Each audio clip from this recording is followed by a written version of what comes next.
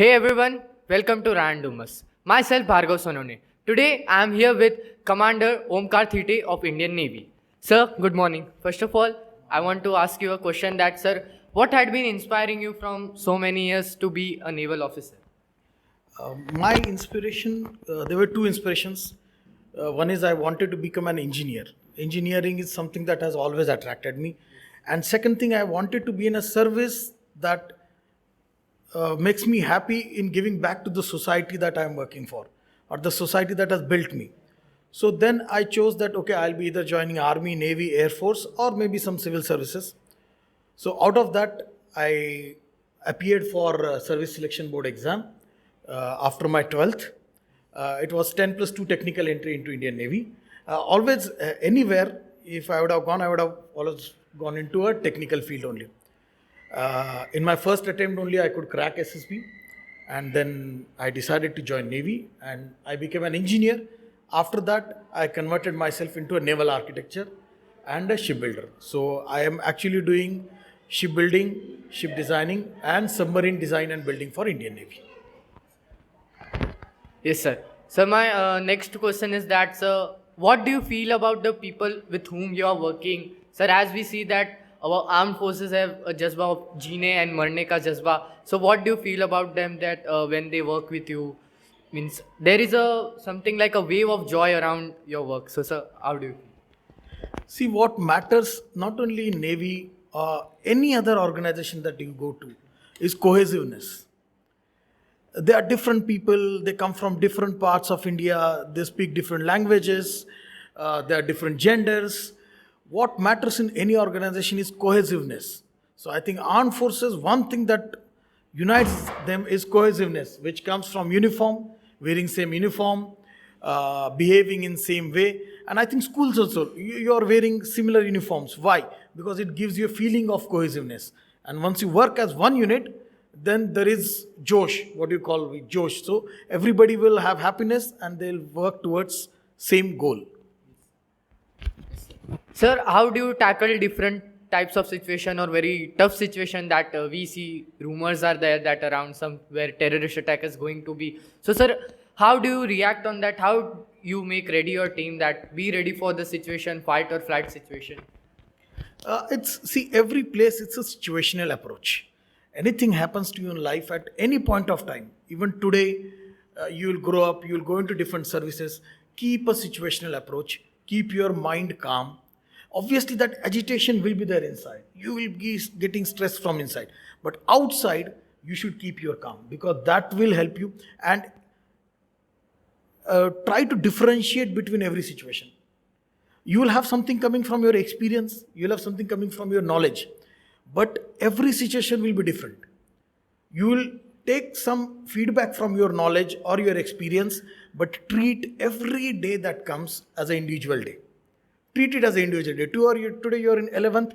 Every day that comes to you, okay, I have to study, I have to study.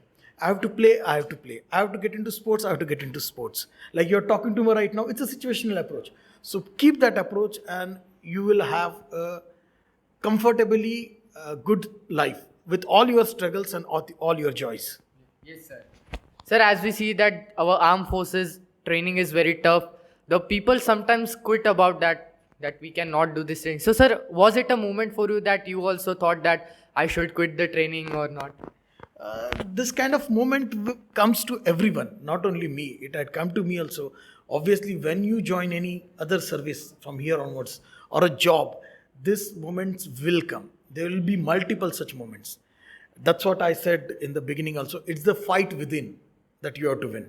You don't have to win against anybody else. It is not for ranks, it is not for marks, it is not for numbers.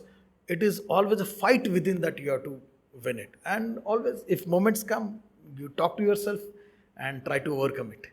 Yes, sir.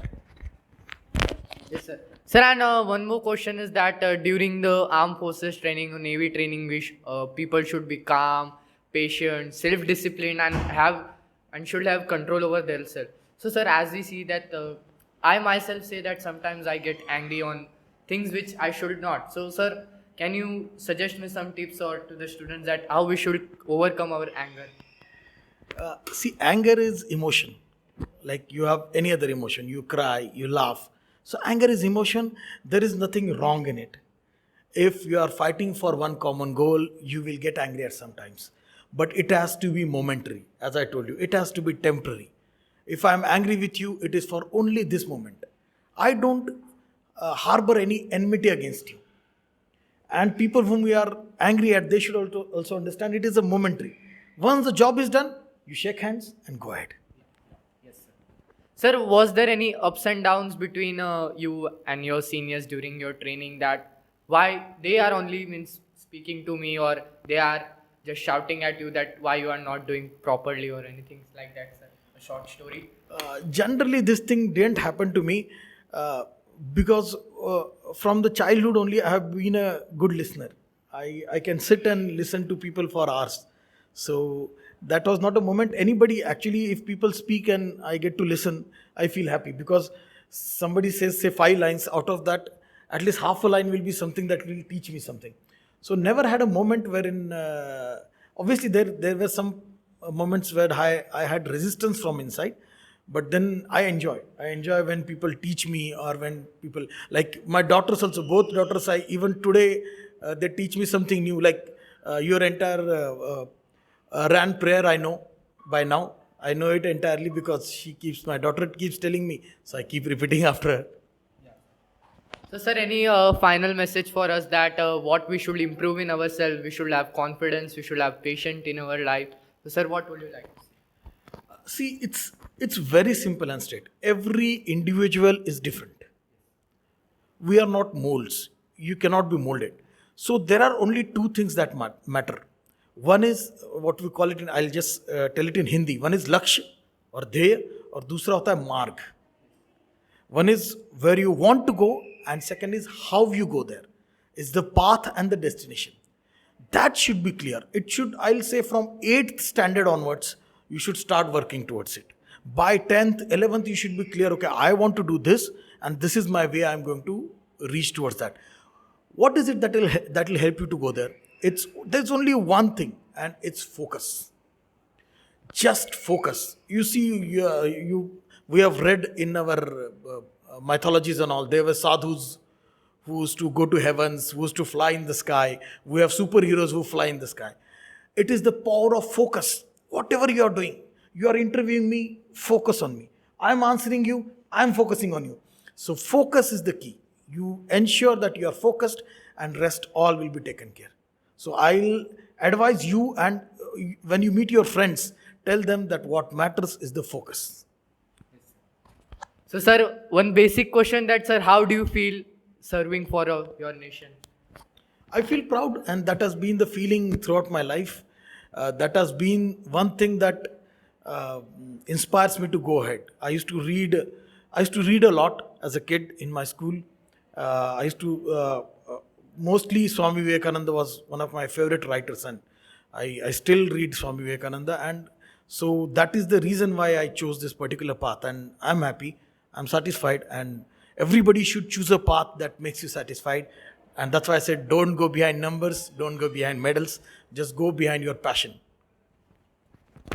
Thank you, sir, for being with us and giving us your precious time. Sir, we will try our best for achieving our goals in our life, sir. Thank you. Thank you. Thanks a lot.